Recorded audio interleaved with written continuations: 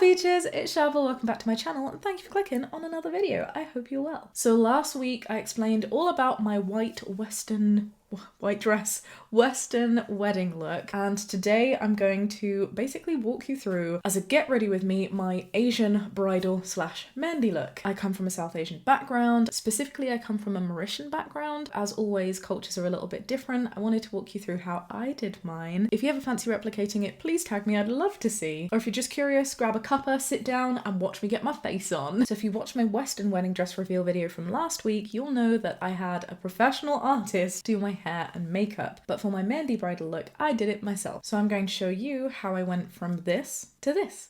First things first, we got to start with the blank canvas, so let's take all of this off. I say all of this, it's mostly just eyeliner. Let's take it off anyway. So if there's one thing to know about a South Asian Mehndi, is that bright colours are an absolute requirement. Normally the outfits, even for the bride, are yellows, blues, pinks, and that's because the bridal red, you know how Western weddings brides wear white, in Asian weddings brides wear the colour red, that's reserved for the wedding day. But because I Hannah Montana'd it right and I did a Western wedding day with a white dress, I really wanted to wear a red dress to my Mehndi. Perhaps a little unconventional, but it works, and it's also what my mum did. She wore a red Mehndi outfit that actually replicated the outfit of an actress from her favourite Indian movie, so I thought that was pretty cool. I wanted to follow suit and I'm very glad that I did. I picked up a gorgeous outfit, a lehenga and choli, from a place called Southall in London. There's a lot of places in London in the UK, and I'm sure all over the world, but where there's sort of like pockets of Indian society integrated in what's otherwise known as areas for Western shopping. It's such a different experience. You walk down one main street and all of its little spin-offs, and it's just like you're transported into this entirely different world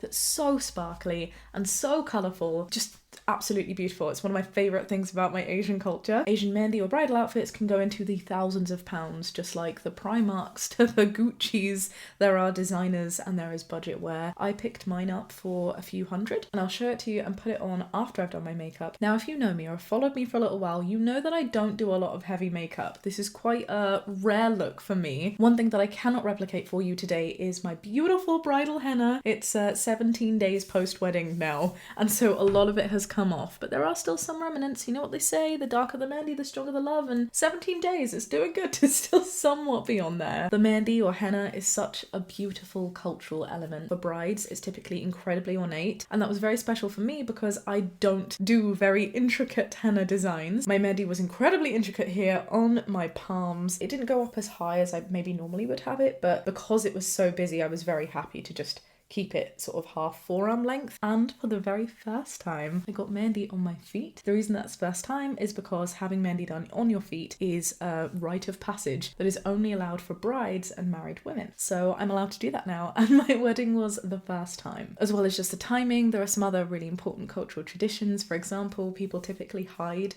little messages and notes in their henna. My beautiful henna artist, shout out to Yasmin, I'll pop her Insta downstairs in the description box. Please go and show her some love. She integrated our initials, a little S and a J, on my hands. My mum did my feet, who also integrated our initials on there. Also on my hands here, I had little hidden symbols of a cat nose and whiskers. On one hand, this was with a little prawn symbol because one of my cats is called Prawn, and the other one had a little star because my other cat is called Apollo. I didn't know how else to integrate them into the wedding day, and so I thought having them in my bridal henna was just cute.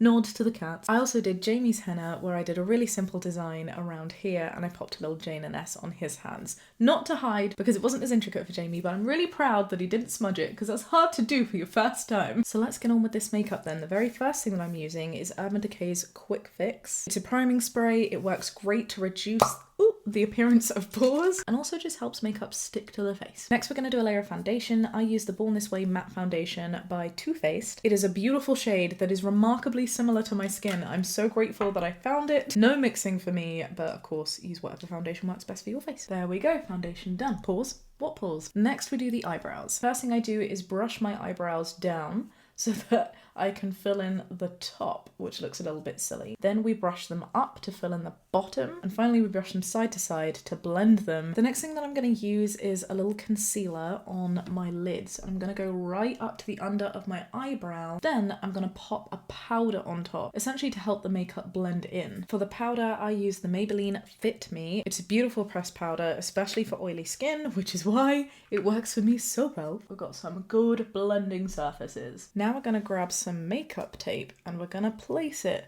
from the corner of the eye to the end of the eyebrow. Feels a bit funny when you blink. So I've used my Naked Heat palette, specifically En Fuego, which is right here. And I'm also going to use this terrible torture-like contraption device, an eyelash curler, to place the colour on. It just provides a really nice line like this for you to follow the colour onto. And we're basically going to continue layering that pigment up until the colour looks deep enough that we're really happy with it. What I'm going to do now is use the Ember very lightly above the red to blend it higher. I'm now going to use the original Naked palette, particularly the shade Creep. Gotta love the names. I'm going to blend all of that together using the same brush that we used on the red. Then we're going to use a little bit of concealer again to redefine that crease properly and cover the eyelid ready to put on the gold. So I'm going to use the Half Baked here by Naked. We really want that gold to shimmer a lot, so feel free to pack it as much as you can. I think we're adequately shiny now. We're going to take the tape off. It's like when you use masking tape on a wall and you're like, oh, was there any bleed through?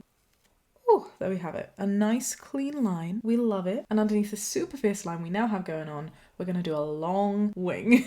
This is the plan. I'm normally okay doing my eyeliner on camera, but let's see how this goes because there's a lot of pressure. And to fill in this top gap right here, we're going to use the Creep again and blend it in.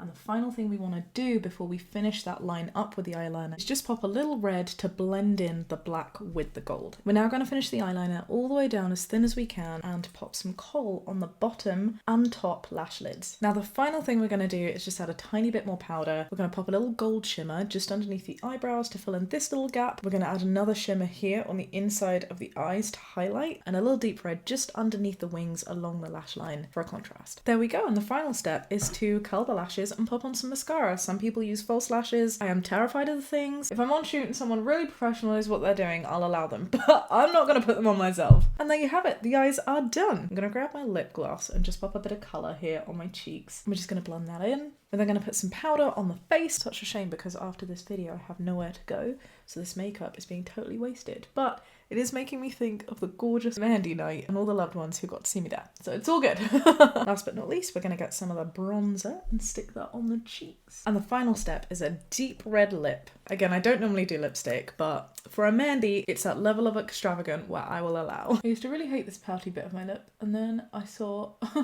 Alice in Wonderland and the Queen just really seemed to pull it off, and I was like, oh, if she can do it with a big fat head, so can I. And there you have it, the final makeup. The rest of it really comes from the jewellery, but because the jewellery can be quite restrictive with how thick and heavy it is, I'm first going to get changed. This right here is my choli. I chose a red velvet because it's very traditional. Many brides don't go for this now. I love the fact that on the sleeves it had these two little lovebirds. I just thought that was really cute, and I love the neckline on this guy. It took some tailoring, which involved basically taking every panel off and putting it back on again to fit my non-existent shoulders, but we got there. Here is a very heavy lehenga. It is such a long skirt, it goes down to the floor. This is why my mum always wins at bowling. She has so many biceps. It's because she's had way too much experience wearing very heavy clothes. It's a beautiful skirt though. It's got so much embroidery at the top here. It gets even thicker as it goes down. A little bit of tummy showing, very sneaky, very cute. It's very heavy. I totally appreciate you can't see the full outfit. I'm gonna pop some photos here and here so you have a better idea of what it looks like. Let's get the jewelry on. This is the final step. So first things first, we got the very heavy earrings. They are so stunning and absolutely worth the pain. Then we have the glorious necklace. Asian bridal jewelry is typically imitation jewelry. I don't know why. My dad just told me that it was a thing, and I think because of that, it's just all so extravagant and large. I love it. It's so dramatic. Next up, we have the tiki, and the way that you put this in is to fasten it with hair bobby pins. You're also supposed to use eyelash glue to stop it from bobbing around, but seeing as we're not moving in this video, I think we're going to be safe. Okay, that is comically low. There we go, the little tiki, and then we have the nose ring, also needing to be fastened to the hair. How, you ask? I will show you. This guy here hooks into the hair on this side, and then we're going to fasten that side. Oh, with the bobby pins in the mouth and the nose. What does this hoop think it is? A COVID test? And then because I don't have my nose pierced, I have a clip on, so I just kind of shove it up my nostril. So it looks like this. It does move about a little bit during the day, but it's okay because you just pull it down again. It's no big deal. 2 more pieces of jewelry because we don't look like a Christmas jingle bell enough just yet. Penultimately is my favorite part, and that is the bangles. You are not an Asian bride or any kind of Asian beauty, to be honest, without your bangles. They just make me feel so beautiful and so magical. These are my bridal bangles. The extra bangle that I have here is this little gorgeous guy. Another something borrowed from my wonderful mother-in-law, whose aunt used to live in India and gifted this to my in-law, who's kindly gifted this to me. Let's get these guys on. Ready? Did that work? Have I got bangles on now? And finally, the bracelet that is also a ring, because a bracelet just clearly isn't enough. It's impossible to do it alone. Yes! Oh. There we go, a little snake on the hand. And the final best part of the outfit is the dupatta, the harni. Can you take my hair out of the bun? Oh, we're going for some shaking. There we go. We got it, we're good. You have a monumental amount of hair. It is so beautifully embroidered. It is so gorgeously done up. It just makes me feel like a total princess. Now with the appropriate pinning, this is placed higher, so you are actually able to move, have a good little dance without getting your hair all tangled up. And as you can tell, I haven't done my hair. There would be no point in doing so because it's covered up anyway. I love it! Lol, my phone doesn't recognize me with all my jewelry on. And there you go. This is the look, the final look. I hope you found this interesting. If you're getting ready for your own Mehndi or Asian bridal look, I hope this was helpful. I know a lot of you asked me a lot of questions about other traditions to do with the actual Mehndi event itself, beyond just the look, and I'll absolutely share those with you as soon as the Mehndi photos come in, which should be in the next couple of weeks. For now, I will love you and leave you. I'm gonna go sit in this at home, doing nothing, cuddling my cats, because I don't want to take it off yet. If you enjoyed this video, do give it a thumbs up. Subscribe if you'd like to see more, and I'll see you next time. For now, be kind and have a great day. Bye. Jamie, can you make the fish face without making the sound? I can't stop the sound. Why is mine farting? Do it. I'm trying so hard. Look. I used to be able to do that, I swear. Sound is just coming out. Suck more in your cheeks. We mixed it.